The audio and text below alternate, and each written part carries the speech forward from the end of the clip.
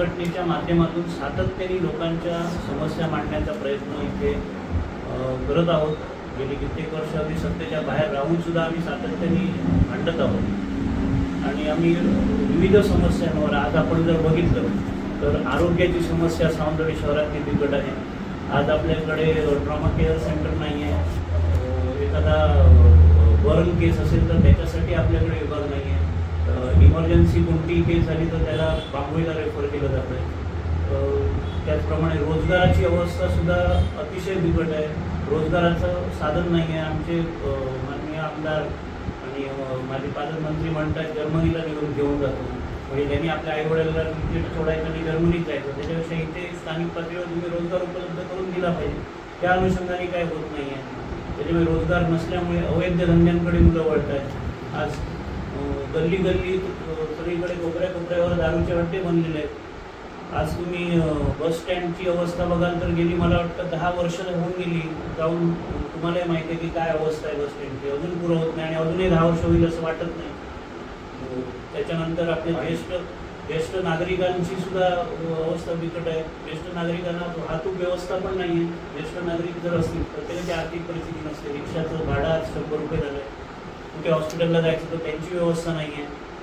त्याच्यानंतर आज तुम्ही बघितलं असाल, मागचे जर पेपर काढून बघाल तर घरफोडी वाढली आहे, ज्येष्ठ नागरिकांच्या गळ्यातल्या चेनी काढून घेतल्या जात आहेत। या सगळ्या समस्या शहरात चालू आहेत। म्हणजे काय आहे तर सुरक्षा व्यवस्था आपली ढिली पडलेली आहे, CCTV कॅमेरेच काम करत नाही आहेत, रस्त्यांची तर फार दुरावस्था झालेली आहे। आत्ताच तुम्हाला उदाहरण द्यायचं तर जो प्रांताधिकारी आपल्या शहराचं प्रशासन सांभाळत आहेत आता गेली 4 वर्ष, त्यांच्या स्वतःच्या कार्यालयासमोरचा रस्ता तुम्ही जाऊन बघा, त्याची काय अवस्था आहे। म्हणजे जे प्रशासन स्वतःच्या दारातला रस्ता नाही करू शकत तर ते काय इतर लोकांची सेवा करणार आहे। पाणी टंचाईचा विषय जो नाही, आता ह्या दिवसात पाणी टंचाई आहे, म्हणजे उन्हाळ्यात काय अवस्था होईल। आता आम्ही सातत्याने आवाज उठवत आहोत। कामगारांचे, सफाई कामगार जे आपली सावंतवाडी स्वच्छ ठेवण्याचं काम करतात, त्यांचे 60 65 लाख रुपये अडकलेले आहेत।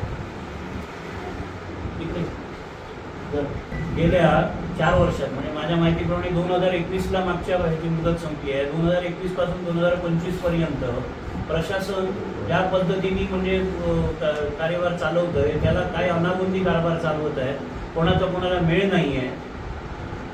त्याच्यामुळे आता कोणीतरी, आणि बरं यात आमदार आहेत, राज्यात सत्ता आहे, त्यांनी याच्यावर लक्ष दिलं पाहिजे किंवा त्यांच्या इकडचे कोण लोकप्रतिनिधी असतील, पुढारी असतील, त्यांनी याच्यावर लक्ष दिलं पाहिजे, त्याच्यावर वचक ठेवला पाहिजे। तसंही काही घडत नाही आहे।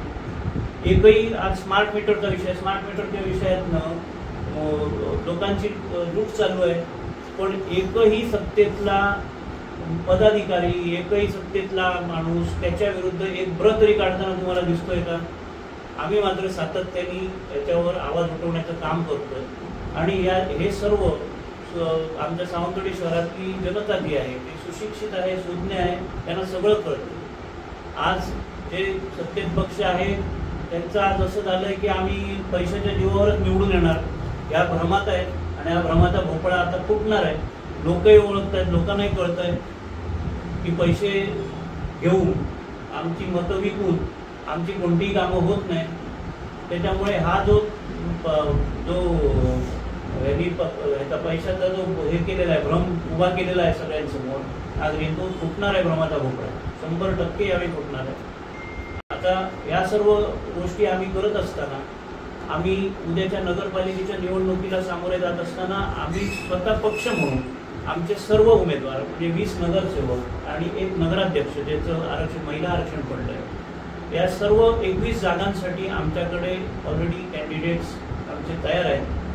सर्व 21 जागा आम्ही लढवण्याची आमची तयारी आहे, परंतु आम्ही अगदी केंद्रापासून सगळीकडे आमची आघाडी असल्यामुळे आम्ही काँग्रेस असेल, राष्ट्रवादी असेल, शरद पवार गट यांच्याशी आम्ही म्हणजे सल्लामसलत करूनच आम्ही पुढची वाटचाल ठरवणार। परंतु त्याचबरोबर आता नवीन आलेला आमचा भिडू आहे, जसं महाराष्ट्र नवनिर्माण सेना आहे, हे आता दोन्ही भाऊ एकत्र येणे जवळपास फायनल आहे। तर त्यांना सुद्धा आम्ही विश्वासात घेऊन पुढची वाटचाल करणार आहोत. पण हे सांगताना मी आज हे जाहीर करू इच्छितो आमच्या पक्षाच्या वतीने की आम्ही नगराध्यक्षाच्या जी नगराध्यक्ष पद आहे त्या नगराध्यक्ष पदासाठी मात्र इच्छुक नाही. आम्ही त्या पदासाठी ठाम आहोत की आम्ही हे पद लढवणार आहोत.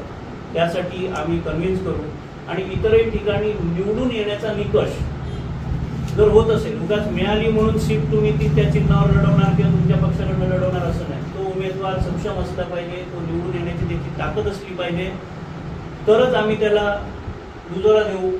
अन्यथा नाही तर उगाच आपलं दगडांवर कोणी उभा केला तर आम्ही त्याला मान्य करून घेणार नाही.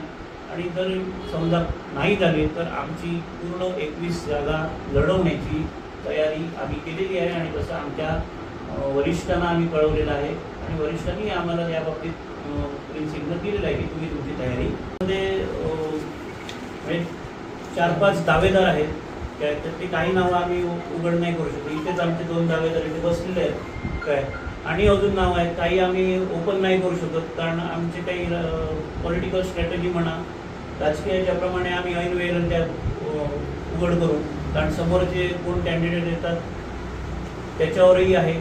त्याच्यामुळे ते आम्ही आणि आता काय झालं आहे, सर्वच पक्षांनी पैशाचा घोडा बाजार मोठा केल्यामुळे वेगळ्या काही घटना घडू शकतात. त्यामुळे काही नावं गुलदस्त्यात ठेवूनच योग्य आहे असं मला वाटतं. शिवसेना नाही, शिवसेना देण्यासाठी शिवसेनेतच आम्ही आहोत ना. आम्ही हीच शिवसेना आहे तरी पुढच्या शिवसेना आम्ही जायचं येण्यासाठी म्हणजे आता त्यांच्याकडेच आता चढाओढ चालू झालेली आहे. आपसातच त्यांचे स्वतः भारतीय जनता पार्टीचं शहरात 4 ग्रुप आहेत.